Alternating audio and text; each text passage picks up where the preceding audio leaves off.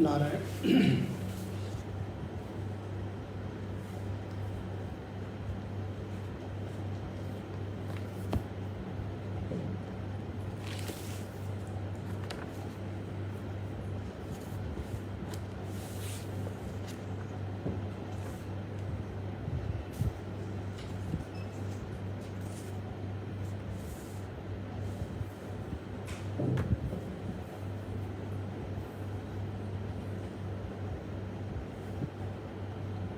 वहाँ से छोटी गीता दो।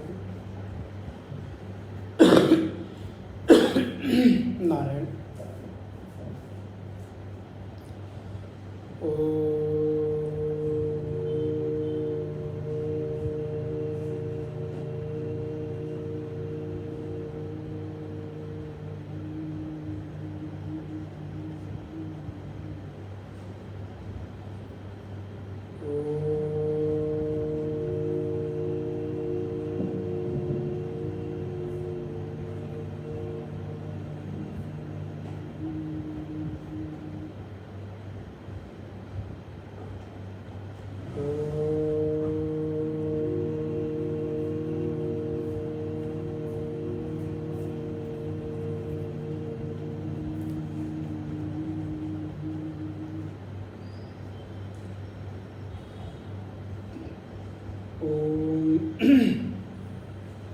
सहनावतु सहनौ भुनक्तु सह वीर्यं करवावहै तेजस्विनावधीतमस्तु मा विद्विषावहै। ॐ शान्ति शान्ति शान्तिः।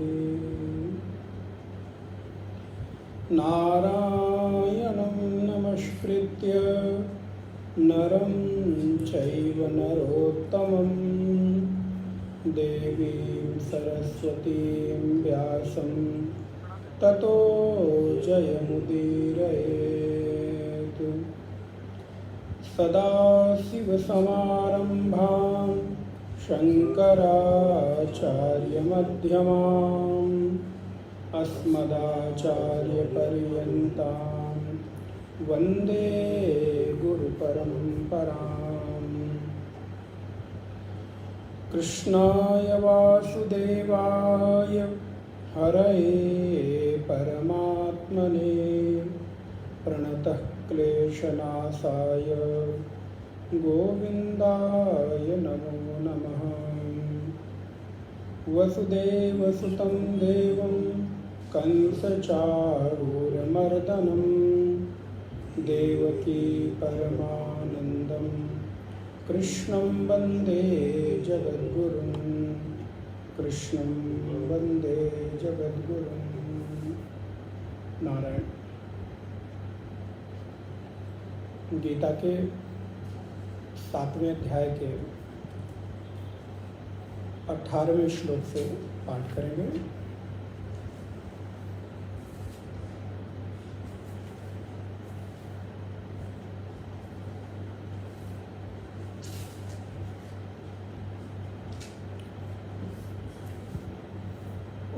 श्री परमात्मने नमः।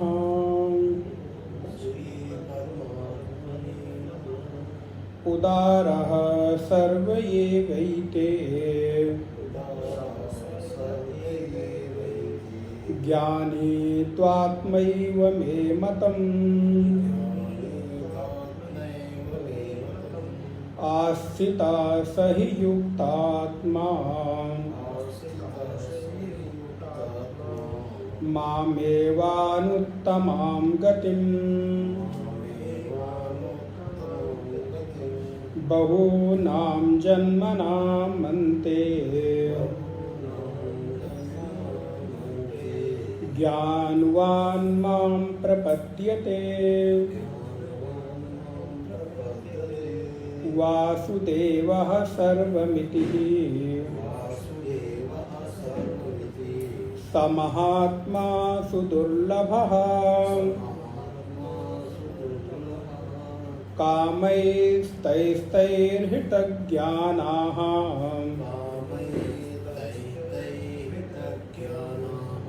प्रपद्यन्तेऽन्यदेवताः। तं तं नियममास्थाय प्रकृत्या नियता स्वयाः। यो यो 7वें अध्याय का 21वां श्लोक। यो यो यां यां तनुं भक्तः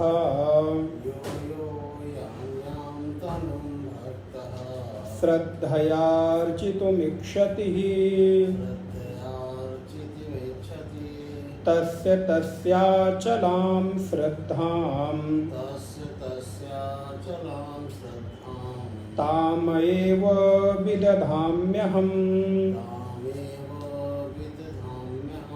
सा तया श्रद्धया युक्तः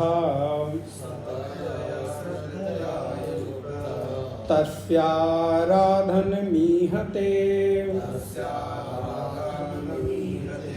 लभते च ततः कामान् मयैव विहितान् हितान्। अन्तवत्तु फलं तेषाम्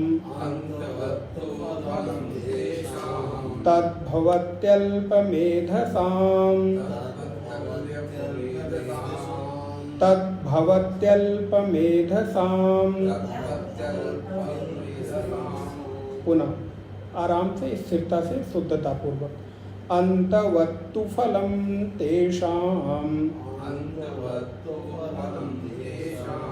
तद्भवत्यल्पमेधसाम्। देवान् देवयजो यान्ति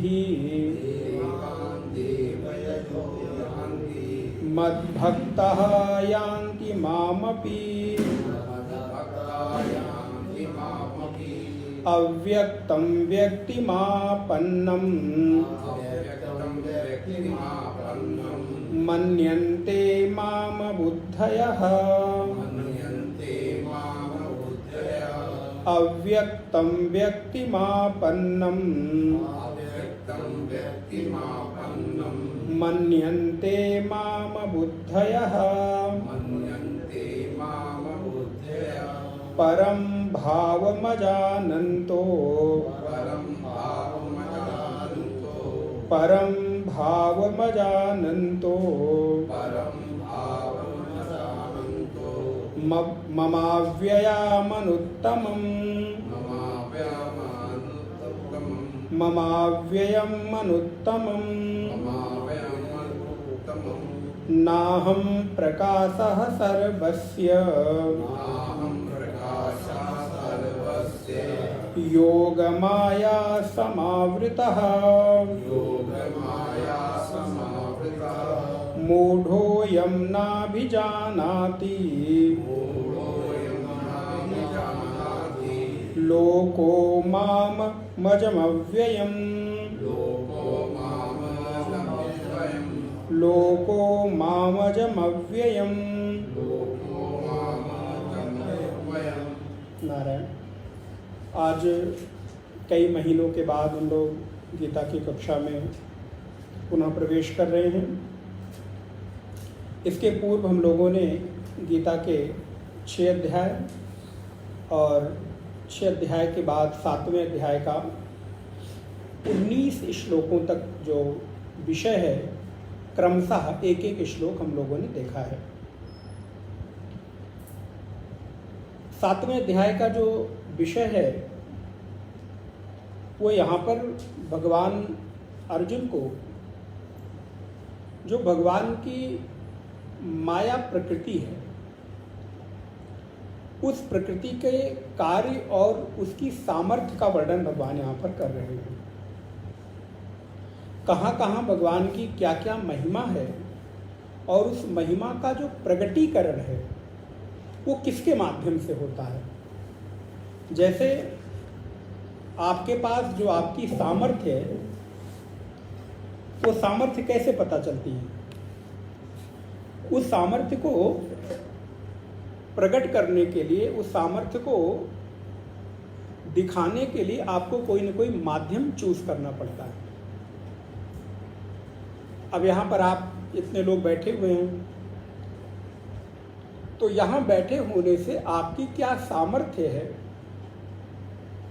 आपके भीतर क्या योग्यता है और आपकी अपनी जो दुनिया है, अर्थात आपने अपना जो भी खड़ा किया है, सगे संबंधी हैं, घर परिवार है, पैसे हैं, बिजनेस है, नौकरी है, उसकी सामर्थ्य, उसकी महिमा का बखान अगर आपको करना हो तो आप कैसे करेंगे? यहाँ बैठे बैठे तो नहीं कर सकते। हाँ, अगर यहाँ भी बैठे बैठे करना होगा तो उसका कोई ना कोई मीडियम आपको चुनना होगा।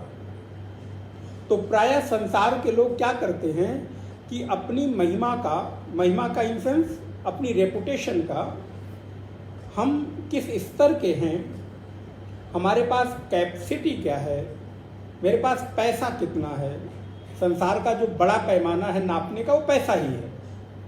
आप किस सोसाइटी में रहते हैं, कितने बड़े बंगलों में रहते हैं, कौन सी गाड़ी में चलते हैं, कितने सर्वेंट्स हैं, ये पैमाना है।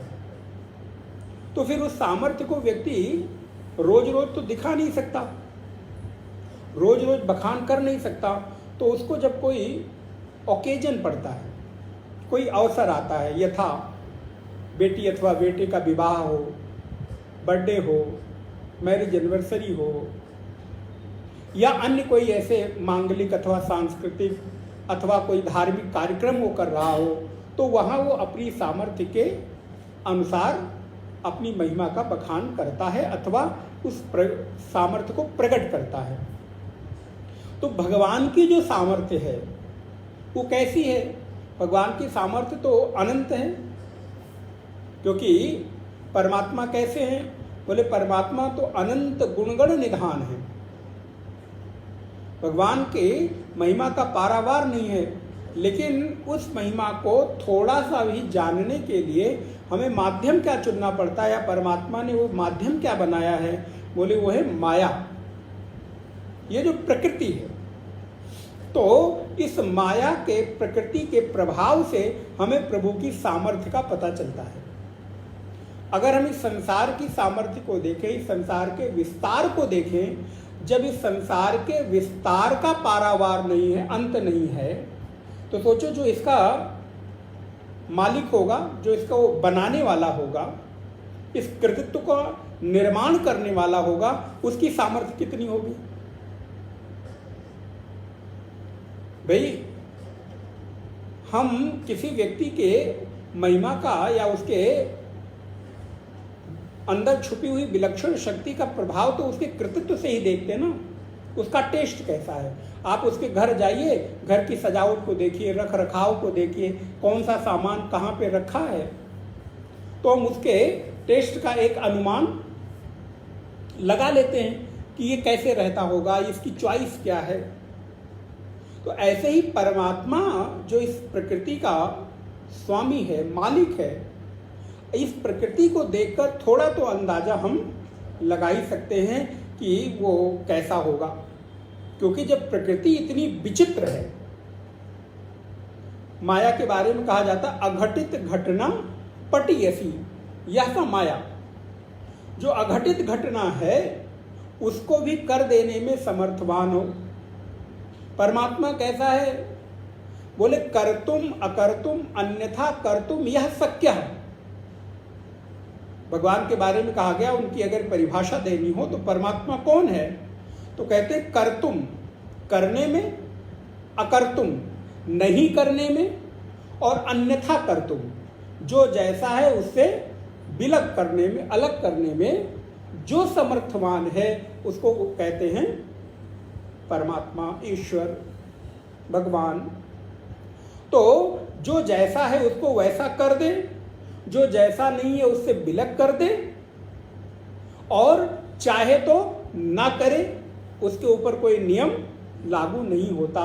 इसीलिए तो गोस्वामी जी कहते हैं समर्थ को नहीं दोष गुसाई रवि पावक सुरसर की, राजा के ऊपर, सूर्य के ऊपर, अग्नि के ऊपर, जल को, इनके ऊपर कोई नियम लागू नहीं होता। जो राजा है वो अपने नियम को बनाता है, लेकिन वो राजा उस नियम में चलता है, ये उसकी महानता है। लेकिन अगर वो चाहे तो उस नियम का अतिक्रमण कर सकता है, जब तक अतिक्रमण न करे वो राजा किस बात का। तो परमात्मा के द्वारा बनाई हुई सृष्टि है, वो उसका नियमन वही करते हैं। तो इस सृष्टि को देखकर इसके स्वामी के सामर्थ्य का अनुमान लगाया जा सकता है। तो भगवान कहते हैं भैया इस प्रकृति में जो लोग उलझ जाते हैं, अगर उनको इससे पार जाना हो तो कहाँ जाएं? तो बोले मम माया दुरत्यया, 7वें अध्याय के 14वें श्लोक को देखें। दैवी हेषा गुणमयी मम माया दुरत्यया। अर्जुन, ये जो माया है त्रिगुणात्मिका है, सत्व रज और तम से युक्त है, और दुरत्यया है। दुरत्यया माने बड़ी दुस्तर है, कठिन है। लेकिन इस माया से पार कौन जाते हैं? बोले फिर कोई पार नहीं जाता क्या? जब ये बड़ी दुस्तर है, बड़ी कठिन है, तो इसे पार पाना तो बड़ा कठिन है।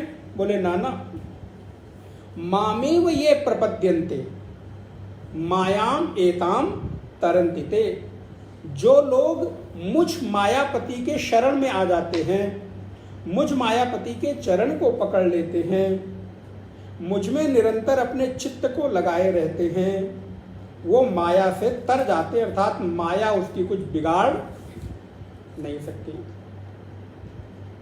इसीलिए व्यक्ति से कोई साधन, भजन, तपस्या हो ना हो कोई बात नहीं, लेकिन अपने मन को प्रभु को दे दो, मन राम को, प्रभु को दे दो, तो फिर आप कभी भी संसार के इस माया में उलझेंगे नहीं। उलझते वही लोग हैं जो अपना मन अपने पास रखते हैं। अपना मन यदि प्रभु को दे दिया जाए तो ये संसार, और इस संसार में व्याप्त ये जो माया महारानी है, जो बड़ी विलक्षणा हैं, अद्भुत हैं, इनका पारावार पाना बड़ा कठिन है महाराज। व्यक्ति को लगता है कि हम तर गए, हम माया से बच गए। व्यक्ति को कभी कभी भ्रम हो जाता है, लेकिन नारायण जब वो विषय सामने आता है तो आदमी उसमें कब लपेटे में आ जाए, कब उसके ऊपर माया महारानी अपना प्रभाव जमा दें, कुछ कह नहीं सकते। उदाहरण आप शास्त्रों में बहुत सारे पाएंगे। नारद जी को लगा मैंने काम पर, और जब ऐसा व्यक्ति को भ्रम होता है, या दूसरी तरह से कहा जाए व्यक्ति काम के वशीभूत हो जाता है, तो फिर समाज में वो मुंह दिखाने लायक। नारद जी के साथ घटना आप परिचित ही हैं, जो रुद्र के गण देखकर उनको हंस रहे हैं, ये बंदर का मुंह बनाए यहाँ बैठा हुआ है, और इसको लग क्या रहा है कि दुनिया का सबसे खूबसूरत व्यक्ति ये होता है महाराज। बहुत लोगों को ये भ्रम होता है, और जिनके भीतर काम की प्रवृत्ति अधिक है, वासना की प्रवृत्ति अधिक है, वो ऐसे घूमेंगे दुनिया में, समाज में, उनको लगेगा बस सारे के सारे आकर्षण मुझ में ही विद्यमान है, जो देखेगा वो मुझे देखकर आकर्षित, और एक दिन परिणाम होता है उसका मुंह फिर काला हो जाता है, बंदर की तरह हो जाता है, मुंह दिखाने लायक नहीं रहता। इसलिए इस माया से बचने का एक ही तरीका है कि मायापति की शरण में चले जाओ, मायापति को अपना मान लो। तो भगवान कहते हैं इसे तरने का उपाय है मामेव ये प्रपद्यन्ते मायाम एताम तरन्तिते नमाम दुष्कृतनो मूढ़ाः प्रपद्यन्ते नराधमाः मायया भृतज्ञानाः आसुरम भावमाश्रिताः। लेकिन होता क्या है, बोले नमाम दुष्कृतिनो मूढ़ाः, ये जनाः मूढ़ाः, मूढ़ हैं। मूढ़ का तात्पर्य है मूर्ख। बोले नहीं मूर्ख नहीं, मूढ़ का तात्पर्य संस्कृत में होता है उल्टी बुद्धि वाले, विपरीत बुद्धि वाले। जो लोग विपरीत बुद्धि वाले अर्थात जिनकी नजर, जिनकी दृष्टि मायापति की ओर नहीं बल्कि माया की ओर है, ऐसे लोगों को गीता में मूढ़ कहा गया है। तो बोले ये जो दुष्कृत लोग हैं अर्थात पापात्मा लोग हैं, जिनका माया के द्वारा ज्ञान अपहृत हो गया है, चुरा लिया गया है, वो लोग मेरी शरण में नहीं आते।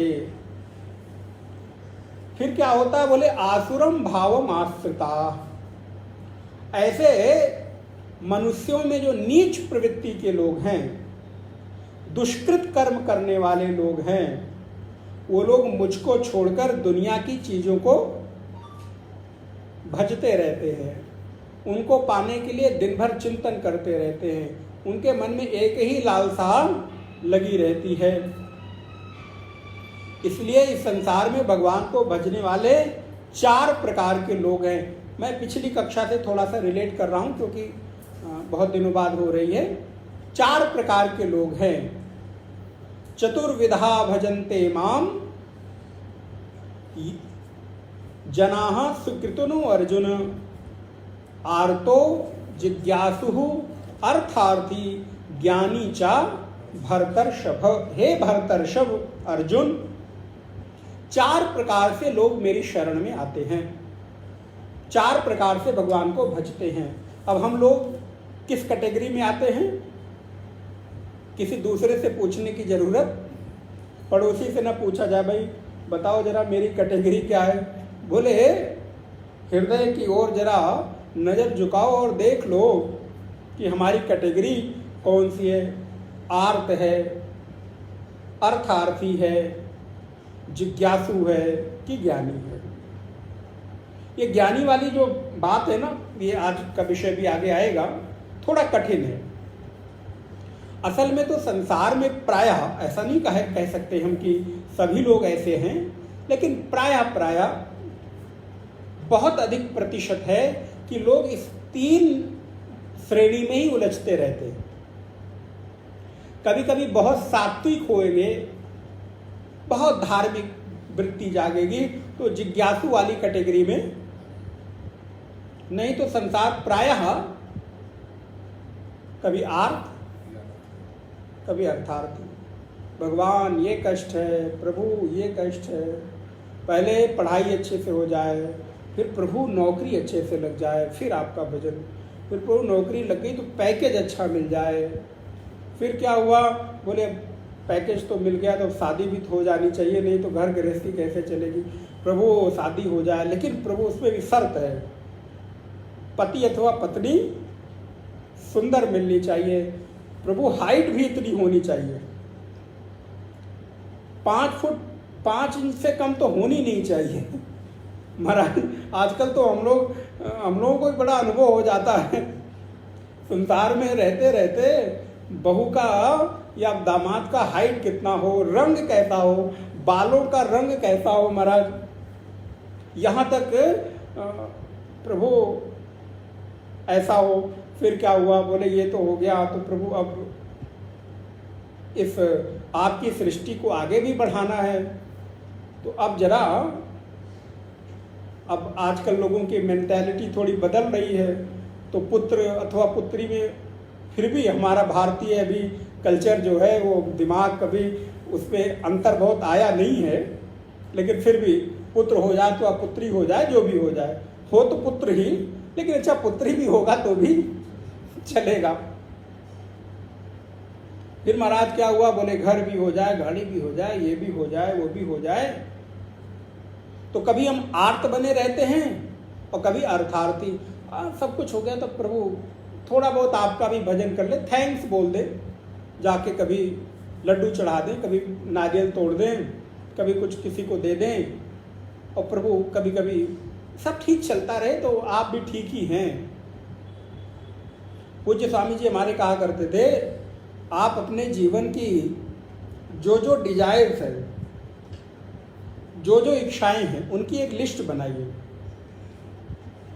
तो जब आप लिस्ट बनाएंगे तो आप हैरान होंगे कि आप उस लिस्ट में भगवान भी चाहिए, ये आपकी इच्छा है, डिजायर है, लेकिन उस लिस्ट में उनका नंबर कहाँ होगा,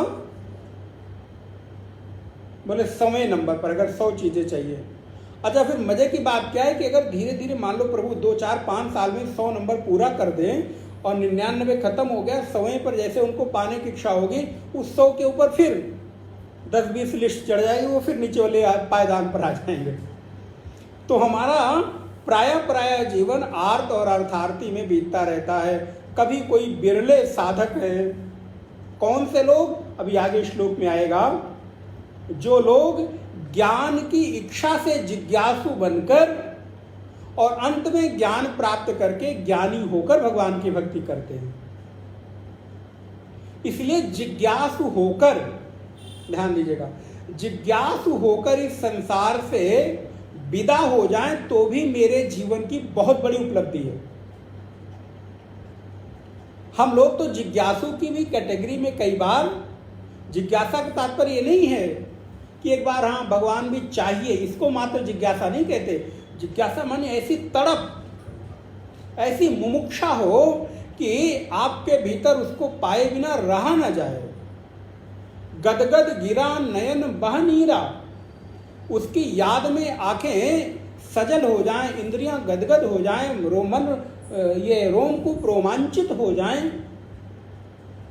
ये नहीं कि उसको पाए बिना तड़प बनी हुई है लेकिन फर्क कुछ नहीं पड़ रहा है। बोले नहीं, जैसे संसार में आपको कोई चीज पाने की इच्छा हो जाती है तो जब तक उसको पा नहीं लेते आपका मन शांत, ऐसे ही परमात्मा भी जब तक मेरे ना हो जाएं तब तक हृदय में शांति ना आए, तड़प बनी रहे। जैसे मछली को जल से निकाल दिया जाए, मछली तड़पती है, विह्वल हो जाती है, व्याकुल हो जाती है, ऐसे ये जीव भी वर्षों वर्ष से, जन्मों जन्म से अपने प्रभु से दूर हो गया है। प्रभु अब आ जाओ, आपसे मिलने की बहुत इच्छा होती है।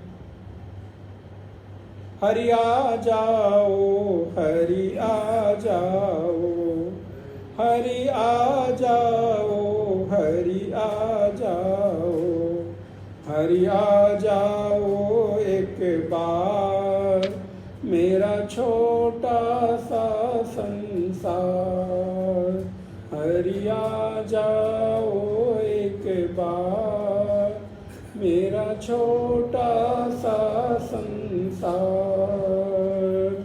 तो परमात्मा के प्रति इतनी उत्कंठा, इतना भाव जीवन में आ जाए कि व्याकुलता की चरम सीमा हो जाए। तो हे अर्जुन, 4 प्रकार से लोग मुझे भजते हैं और उसमें भी जो ज्ञानी भक्त हैं वो मुझे अतिशय प्रिय हैं। यदि भगवान के प्रिय बनना हो तो ज्ञान में आपकी आस्था जगनी चाहिए, ज्ञान के प्रति आपका भाव प्रबल होना चाहिए। प्रभु, आप प्रभु के प्यारे हो जाएंगे। लेकिन ये कैसे होगा? तो 19 नंबर का श्लोक, एक दिन में नहीं होगा। बहूनाम जन्मनाम अन्ते ज्ञानवान् मां प्रपद्यते वासुदेवः सर्वमितिः स महात्मा सुदुर्लभः। अर्जुन, बहुनाम जन्मनाम अंते ज्ञानवान भवति, इसको संधि विक्षेप अन्वय करें। यदि बहुनाम, श्लोक देखिएगा, बहुनाम जन्मनाम अंते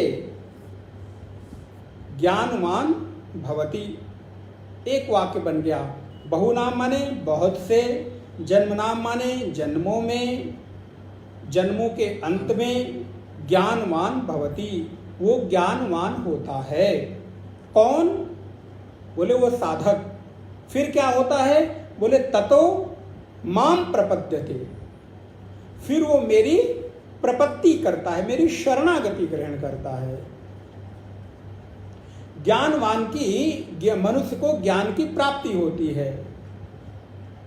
इसलिए ये ज्ञान में रुचि का पैदा हो जाना, ज्ञान में मन का लगना, नारायण निवेदन करूं, ये आपके सत्कर्मों का परिणाम है। नहीं तो बहुत सारे लोग एक छोटी मोटी धार्मिक क्रिया करके उसी में संतुष्ट हो जाते हैं। इस गोस्वामी जी की पंक्ति याद आ रही है, यही सर आवत अति कठिनाई, राम कृपा विनु आई न जाई। सर माने होता है तीर, किनारा, कूल। जैसे कहते हैं ना अनुकूल अथवा प्रतिकूल, तो कूल माने क्या है? बोले किनारा। जो मेरे किनारे है वो अनुकूल है, जो मेरे किनारे नहीं है वो प्रतिकूल है। तो वैसे ही यही सर आवत अति कठिनाई, इस सर, इस किनारे आने में कठिनाई है। राम कृपा बिनु आई न जाई, भगवान की कृपा के बिना कोई आ जाए ऐसा प्रतीत तो नहीं होता अर्जुन। इसलिए बहुनाम जन्मना मनते ज्ञानवान माम प्रपद्यते, बहुत जन्मों की कमाई होगी। मैं पुनः पुनः निवेदन करूं, बहुत जन्मों की कमाई होगी तब आप यहां बैठे हैं। इस बात का आपको अपने लिए थोड़ी सी पीठ थपथपा लेने जैसी बात है, क्योंकि गीता के इस उच्चतम ज्ञान में, उपनिषद के उस श्रेष्ठतम ज्ञान में आपकी रुचि पैदा हो जाए, संसार की भाग दौड़ की जिंदगी में, इस आकर्षण भरे जीवन में, ये क्या आप मामूली उपलब्धि समझते हैं क्या? ना। आप जरा अपने आसपास लोगों को निहारिए, देखिए कितने चंद लोगों को आप जरा पाएंगे।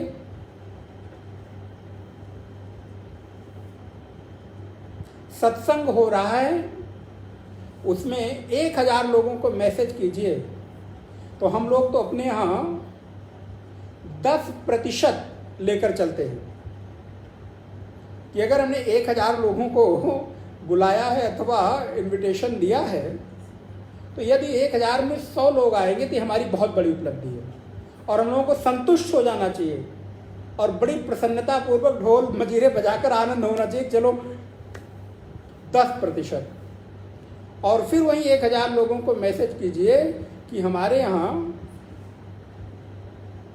अब जो भी हो रहा हो आप समझ ही गए होंगे, भांगड़ा हो रहा है कि नाच हो रही है कि नृत्य हो रहा है कि कोई एक्टर एक्ट्रेस आए हैं कि कोई नाच गाना हो रहा है, और फिर जरा उपस्थिति देखिए, आपके 1000 की जो सीट होगी, जो बुक किया होगा, वहाँ आपकी जो व्यवस्था है सब चरमरा जाएगी। ये क्या है? बोले ये मत समझिए कि आप विफल हैं, प्रचार नहीं कर पा रहे हैं, आप लोगों को जोड़ नहीं पा रहे। नहीं नहीं, लोगों के भीतर वो योग्यता ही नहीं तो कहाँ से चले आएंगे? अरे भाई, दूसरी तरह से उदाहरण देता हूं। 10,000 लोग फॉर्म भरते हैं किसी पोस्ट के लिए, कितने लोग उसमें पास हो पाते हैं? जब उनके भीतर योग्यता ही नहीं है तो अपने आप उस क्षेत्र से किनारे हो गए ना, अलग हो गए, विफल हो गए, क्योंकि उनके अंदर अभी उसको पाने का अधिकारित्व तो नहीं है। भगवान कहते हैं बहुनाम जन्मना मनते ज्ञानवान माम प्रपद्यते स महात्मा वासुदेवा सर्वमिति। दुर्लभ नहीं कहा, स महात्मा सुदुर्लभा, सुविशेषण लगा दिया, सुदुर्लभ है अर्जुन। इसलिए प्रपद्यते, अगर हमारे भीतर, इस बात पर ध्यान रखिएगा, यदि हमारे भीतर ये वृत्ति आ गई है, सात्विक वृत्ति आ गई है, प्रपत्ति की वृत्ति, तो जरा दुनिया के लोगों से अपने आप को कुछ अलग समझना। मैं आपको अभिमान करने की बात नहीं कर रहा हूं, लेकिन जरा अपने आप को थोड़ा स्पेशल आप मान सकते हो कि हाँ, आपने कुछ साधन भजन किया है, आपने कुछ पुण्य परोपकार किया है, आपने कुछ ऐसे सत्कर्म किए हैं जिनके परिणाम स्वरूप आपके वृत्ति में सात्विकता और ज्ञान को प्राप्त करने की इच्छा, जिज्ञासा जागृत हुई है। इसलिए मैं कह रहा हूं, आप अपने आप को स्पेशल समझो, इसलिए नहीं कह रहा हूं, इसलिए कह रहा हूं कि जरा ये बात रहेगी तो आपके भीतर और अधिक प्रवृत्ति जगेगी धर्म के प्रति, परोपकार के प्रति, सत्कर्म के प्रति। और भगवान इस बात को कहते हैं वासुदेवा। ऐसा महात्मा अर्जुन कभी कहीं मिल जाए ना, जो गीता के ज्ञान को बोलता ही ना हो बल्कि धारण भी करता हो, आचरण में भी लाता हो। अभी मैं थोड़े दिन पहले कुछ स्वाध्याय कर रहा था, वहां बड़ी सुंदर बात कुछ स्वामी जी ने लिखी। बोले प्रवचन वाणी का विषय नहीं, आचरण का भी विषय हो।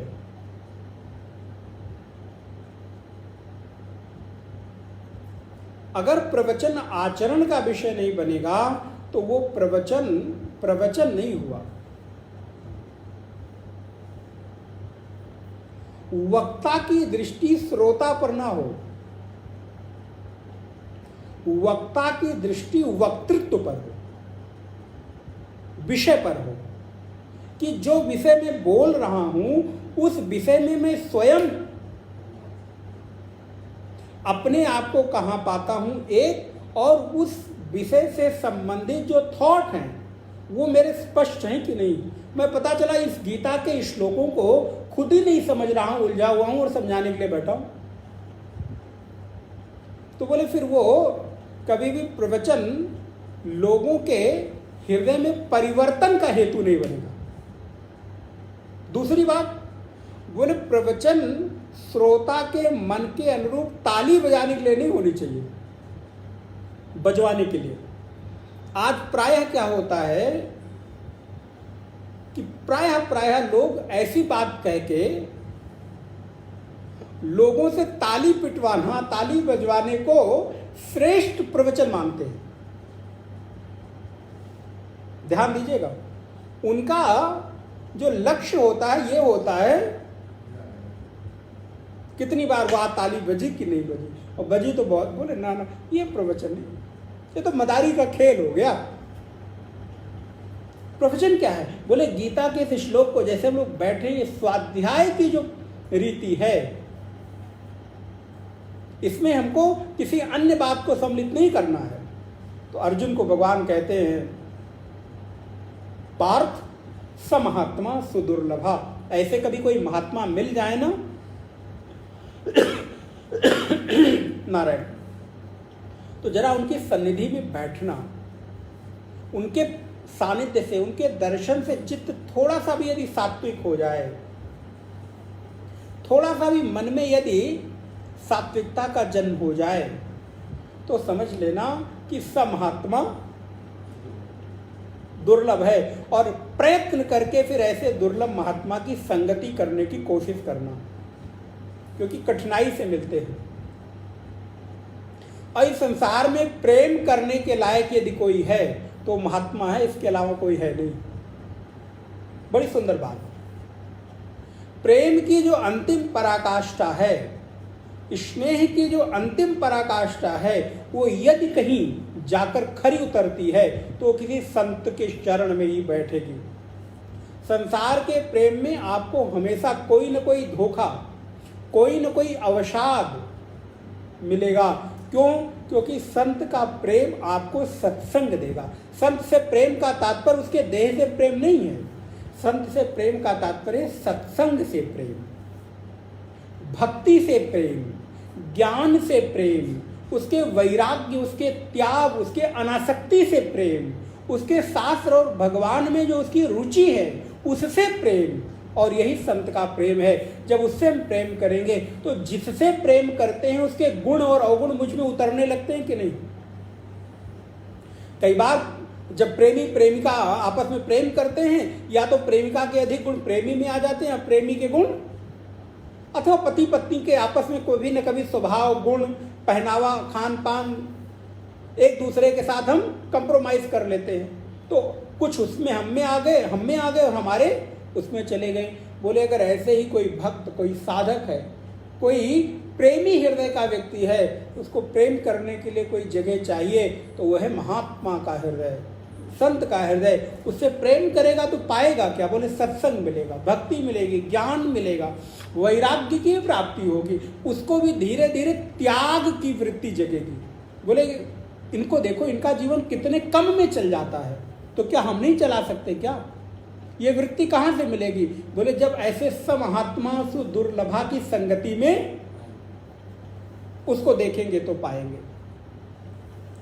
इसलिए प्रपत्ति, समहात्मा सुदुर्लभा ज्ञानवान माम प्रपद्यते। प्रपद्यते का तात्पर्य क्या है? यहां पर सकलमिदम अहम तु वासुदेवः, इसको कहते हैं प्रपत्ति। विष्णु पुराण में ये पंक्ति आई, सकलमिदम अहम तु वासुदेवः। राधा कृष्ण की शरण में चले जाने का नाम केवल प्रपत्ति नहीं है, ध्यान दीजिएगा मैं जो कहना चाह रहा हूं। भगवान को केवल अपना मान लेना यही प्रपत्ति नहीं है, ये प्रपत्ति का एक अंश है। पूर्ण प्रपत्ति है, पूर्ण शरणागति है कि सकलमिदम अहम, अहम और इदम, मैं और मेरा, ये संसार और संसार में की सारी वृत्तियां, ये सब कुछ वासुदेव ही है। अंतिम ये भावना का निर्माण ही प्रपत्ति है। शायद समझ में आया होगा। प्रपत्ति की जो चरम सीमा है, प्रपत्ति का जो अवसान पराकाष्ठा है, मैं और मेरा ये जो मालूम पड़ रहा है चारों ओर, ये सब वासुदेव ही है। ये है गीता का वासुदेवा सर्वमिति ही। ऐसा जो मानता है, ऐसा वो जानता है, तो गैरिक वस्त्र में हो तो, सफेद वस्त्र में हो तो, और साधारण से किसी पैंट शर्ट में हो तो, बोले क्या है? बोले सा महात्मा। और उसकी संगति बोले सुदुर्लभः। फिर उससे कोई फर्क नहीं पड़ता। नहीं तो प्रपंच में उलझा हुआ बहुत सुंदर वेशधारी, नाना प्रकार के आवरणों को उसने ओढ़ लिया हो, लेकिन यदि ये प्रवृत्ति नहीं घटी है तो समहात्मा नहीं है।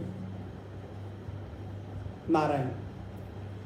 कामय 20 नंबर का श्लोक, कामैस्तैस्तैर्हृतज्ञानाः प्रपद्यन्ते देवताः तं तं नियममास्थाय प्रकृत्या नियता स्वया। अब भगवान कहते हैं अर्जुन, कामैस्तैस्तैर्हृतज्ञानाः, कामैः काम के वशीभूत होकर तई तई ही, तई तई का तात्पर्य जहां देखो तहां, हर जगह, क्योंकि इस संसार में हमारा ज्ञान अपहरण करने के लिए एक विषय नहीं है, बहुत सारे विषय हैं। इसीलिए कहते हैं तईस तई ही, कामैस तईस तई ही, जहां देखो वहां हमारे मन के सात्विक विचारों को लूटने के लिए लुटेरों का झुंड बैठा हुआ है। जैसे पहले चोरों के झुंड होते थे ना, तो गीता में भगवान भी कहते हैं ये जो विषय है ना, शब्द स्पर्श रूप रस और गंध, ये सब चोर हैं, डकैत हैं, डकैत। ये क्या करते हैं? बोले ये आपके ज्ञान का अपहरण कर लेते हैं। और देखिए, जब काम सामने उपस्थित होता है तो आपके सारी संयम, सारे विचार महाराज कहां एक क्षण में गायब हो जाते हैं।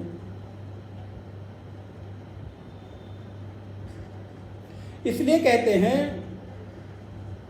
भगवान से जो आर्त निवारण चाहते हैं, अपने दुख का निवारण चाहते हैं, अर्थ का निवारण चाहते हैं, वे तो सर्वश्रेष्ठ हैं।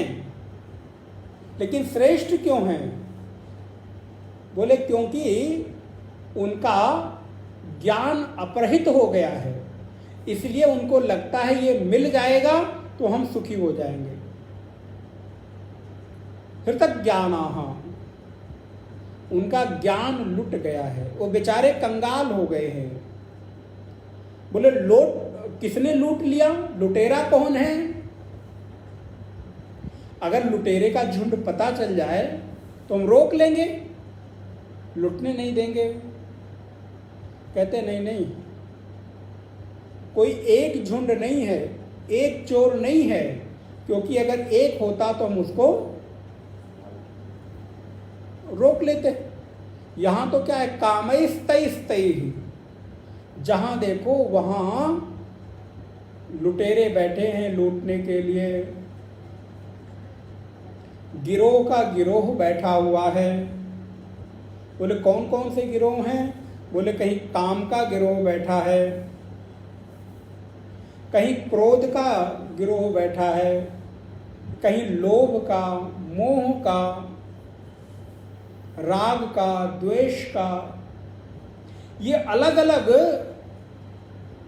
लुटेरे बैठे हैं। कहीं भोग का लुटेरा बैठा हुआ है। ये क्या करते हैं?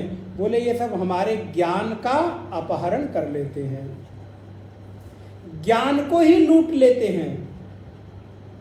ज्ञान को लूट लेते हैं का तात्पर्य क्या है? बोले आपकी बुद्धि को बिगाड़ देते हैं। ध्यान दीजिएगा, काम ने आपको लूट लिया, क्रोध ने आपको लूट लिया, मोह ने आपको लूट लिया का तात्पर्य क्या है? आपकी बुद्धि का बिगड़ जाना ही आपका लुट जाना है। और शास्त्र कहते हैं कामातुराणाम भयम न लज्जा। जो कामातुर व्यक्ति है उसको भी संसार का भय, लज्जा, मान, अपमान, इसका डर खत्म हो जाता है। और जिस व्यक्ति के भीतर से लज्जा चली जाए तो किसी भी स्थिति तक जा सकता है। इसलिए हमारी बुद्धि का बिगड़ जाना ही समझ लीजिएगा मेरे ज्ञान का लुट जाना है, इसका एक अर्थ है ये अर्थ। अब ऐसा नहीं कि काम आएगा तो कोई राक्षस का वेश बना के बड़े बड़े बाल, दाढ़ी, मूछ लगा के काली काली और नाखून लेकर आया और लाओ अपना ज्ञान हमको दो, कहाँ छुपाए रखे हो। बोले नहीं, वो आपके भीतर की बुद्धि को बिगाड़ देना, आपके विचारों को दूषित कर देना ही आपके ज्ञान का लुट जाना है, अपहरण हो जाना है। अच्छा, फिर ऐसे क्या होता है? बुद्धि के लुट गया, ध्यान दीजिएगा, तो इसका लक्षण क्या है कि हमारी बुद्धि में ज्ञान नहीं रहा, ज्ञान चोरी हो गया। अर्जुन को भगवान बहुत ध्यान से पढ़िएगा श्लोक में ही सारे प्रश्न और उत्तर लिखे हैं। प्रपद्यन्ते अन्य देवताः, बोले जब बुद्धि बिगड़ती है तो ऐसे लोग फिर अन्य अन्य देवताओं की शरण में जाकर अपनी कामना पूर्ति करते हैं। कितना स्पष्ट कहा गया। ये जो नाना प्रकार के धर्म, संप्रदाय, मजहब नए नए आए दिन पैदा हो रहे हैं और उसकी ओर लोगों का रुझान बढ़ रहा है, इसके पीछे कारण क्या है? बोले उनके भीतर का ज्ञान लुट गया है, अपहरण हो गया है, इसलिए वो अपनी कामना की पूर्ति के लिए आए दिन रोज नए नए पैदा होने वाले देवता के पीछे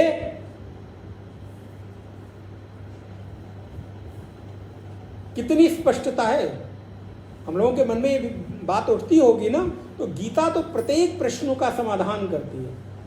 तो आए दिन हम नए नए देवों के पीछे, कभी भूतों के पीछे, प्रेतों के पीछे, पीपल के पीछे, इसके पीछे, उसके पीछे घूम रहे हैं। तो ये क्यों घूम रहे हैं? बोले हमारे ज्ञान की चोरी हो जाने के कारण, बुद्धि का बिगड़ जाने के कारण।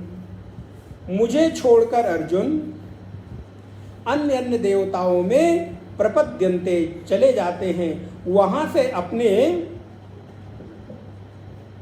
कामना और वासना की पूर्ति करते हैं और उनके द्वारा बताए हुए नियमों का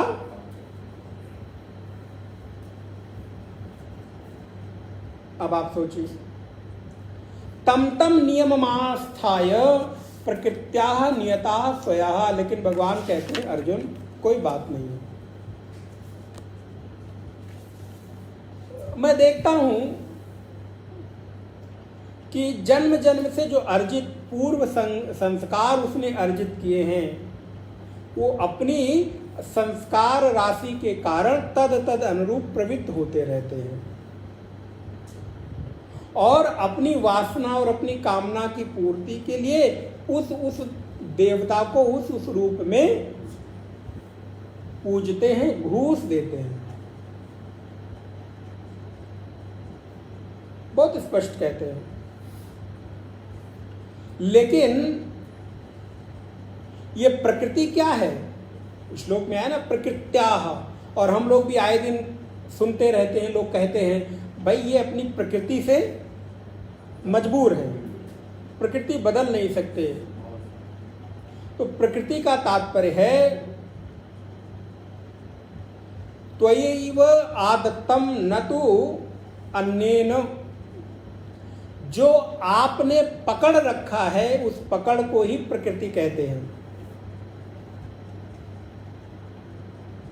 अर्थात आदत को ही तो प्रकृति कहते हैं ना। आदत का तात्पर्य आदत्त, जो मैंने अपने स्वभाव से, अपने संस्कारों से जिसको पकड़ा है उसी को प्रकृति कहते हैं। इसलिए प्रकृति कृत्रिम होती है, इसको बनाया और बिगाड़ा जा सकता है। अगर ऐसा ना होता, वाल्मीकि उल्टा नाम जप जग जाना। गीता में कृष्ण कहते हैं साधुरेव समन्तव्या सम्यक व्यवसितो हि सः साधुरेव समन्तव्यः।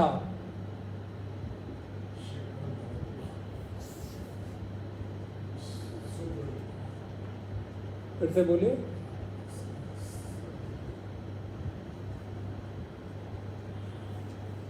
अपि चेत्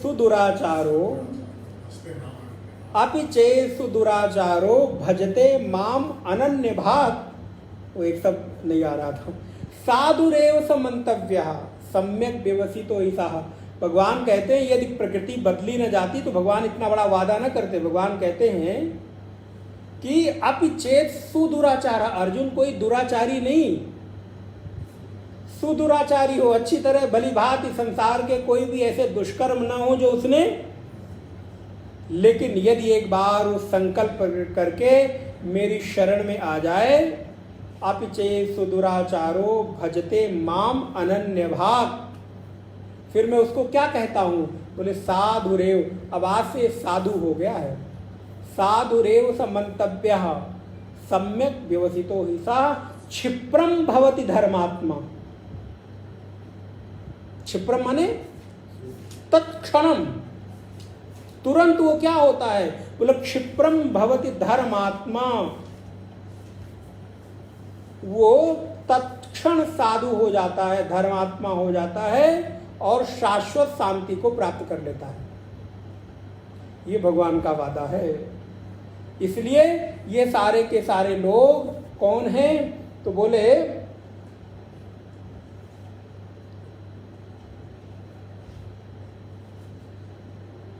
कामैस्तैस्तैर्हितज्ञानाः प्रपद्यन्ते अन्य देवताः तम तम नियममास्थाय प्रकृत्या नियता स्वया। वो लोग अपने स्वभाव से प्रेरित होकर उस नियम को, उस देवता को पूजन करते हैं, पालन करते हैं। कैसे, बोले अपने स्वभाव और अपने प्रकृति के कारण। लेकिन कोई बात नहीं, इस संसार में भले आदमी का काम है कि श्रद्धा को पुष्ट करना, तो मैं भी वही करता हूं। भगवान कहते हैं मैं भला आदमी हूं खुद को, क्यों, बोले यो यो याम याम तनुम भक्त्या, जो जो जहां जहां जिस देवता के रूप में जिसको यहां भी भक्ति करता है, श्रद्धा से पूजता है, तस्य तस्याचलाम श्रद्धाम, मैं वहां वहां उसकी श्रद्धा को बढ़ाता हूं।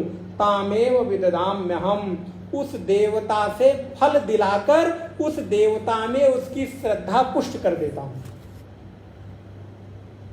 फिलॉसफी देखिए, कृष्ण की का जीवन दर्शन देखिए, कि हमारा और आपका जीवन दर्शन हो कि यदि किसी व्यक्ति की श्रद्धा कहीं बनी है तो आपका कोई अधिकार नहीं है उसकी श्रद्धा पर ठेस पहुंचाना। यदि आप किसी की श्रद्धा में ठेस पहुंचाते हैं तो आपसे बड़ा अपराधी, जो जहां जिस रूप में पूजन कर रहा है। इसलिए जो वेदांत का साधक है ना, कभी आग्रह नहीं होता कि तुम यही पूजो, इन्हीं को पूजो। हम तो कहते हैं आप यहां आके गीता पढ़ो, जहां मर्जी आए वहां जाओ, कोई आग्रह नहीं, कोई आग्रह नहीं कि वही लोग गीता पढ़ेंगे, वही लोग हमारी क्लास में बैठेंगे जो हमसे दीक्षित होंगे, जो इससे यहाँ से जुड़, बोले क्यों, कोई आग्रह करने का औचित्य बनता ही नहीं। भगवान कहते हैं भले आदमी का तो कर्तव्य है कि उसकी श्रद्धा को एन तेन प्रकारेण, और मैं वही करता हूं, यो यो याम याम तनुम भक्तः श्रद्धया अर्चितुम इच्छति, उसको श्रद्धा से पूजता है, तस्य तस्य अचलाम, और ऐसी वैसी नहीं करता, बोले वहां पर उसकी श्रद्धा को अचल कर देता हूं, पुष्ट कर देता हूं। कैसे कर देता हूं, बोले तामेव विदधाम्यहम, क्योंकि वो उस देवता की पूजा करने क्यों गया था, वासना से, अपनी कामना की पूर्ति के लिए। और जब उस देवता से उसकी इच्छा पूर्ति हो जाएगी तो वहां पर श्रद्धा हो जाएगी। तो मैं उस देवता से उसकी कामना पूर्ति करा देता हूं। असल में करता मैं हूं, लेकिन श्रेय किसको देता हूं, उस देवता को। तो उस भक्त की श्रद्धा कहां बनती है, मुझ में नहीं। तो अगर देखा जाए तो थोड़ा वाया घूम के आ रहा है, लेकिन श्रद्धा कहां आ रही है, मुझ में ही तो आ रही। जब कभी किसी दिन उसकी आंख खुलेगी, ज्ञान का नेत्र उसको मिलेगा, तब उसको पता चलेगा, रे जहां मेरी श्रद्धा पूर्ति हो रही थी, इस श्रद्धा का मुख्य केंद्र बिंदु तो कोई और है। वो कौन है, बोले कृष्ण है। तब वो मेरे पास अपने आप चला आएगा। इसलिए अर्जुन परेशान मत हो, सारे के सारे लोग मेरी ओर ही चले आ रहे हैं। इसलिए आग्रह नहीं करना चाहिए। इसलिए साधक का कोई आग्रह नहीं, वेदांत और अद्वैत के जो आचार्य हैं साधक, उनको कभी कोई आग्रह नहीं है। जहां हो जैसे हो वहां अपने साधन भजन को करते रहो बस। यही करूं बोले बिल्कुल नहीं। कहां करूं बोले जहां तुम्हारी श्रद्धा बनती हो। तो क्या आप गीता पढ़ा देंगे? बिल्कुल क्यों नहीं पढ़ाएंगे, क्योंकि तुम्हारी श्रद्धा प्रमुख है। कहां है इससे कोई मतलब नहीं। उद्देश्य तुम्हारी श्रद्धा पुष्ट होती रहनी चाहिए। यो यो याम्याम तनुं भक्तः श्रद्धया अर्चितुमिच्छति तस्य तस्याचलां श्रद्धां तामेव विददाम्यहम्। अगली कक्षा में आगे का विषय देखेंगे। 2 बार भगवान का नाम स्मरण। गोविंद बोलो हरि गोपाल बोलो, गोविंद गोविंद बोलो हरि गोपाल बोलो, गोविंद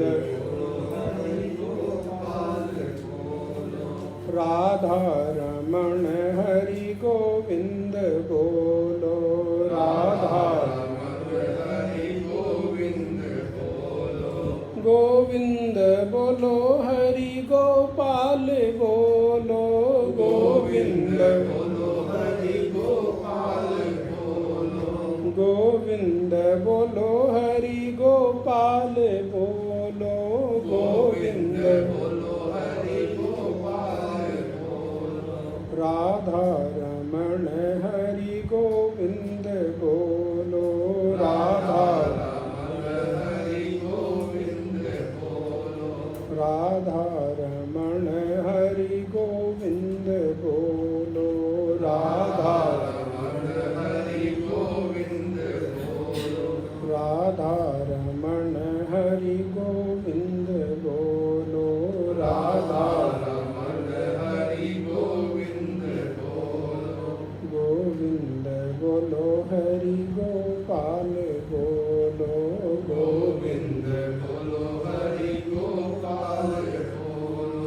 राधा रमण हरि गोविंद बोलो, राधा श्री कृष्णचंद्र भगवान की। ओम पूर्णमदः पूर्णमिदं पूर्णात् पूर्णमुदच्यते पूर्णस्य पूर्णमादाय पूर्णमेवावशिष्यते।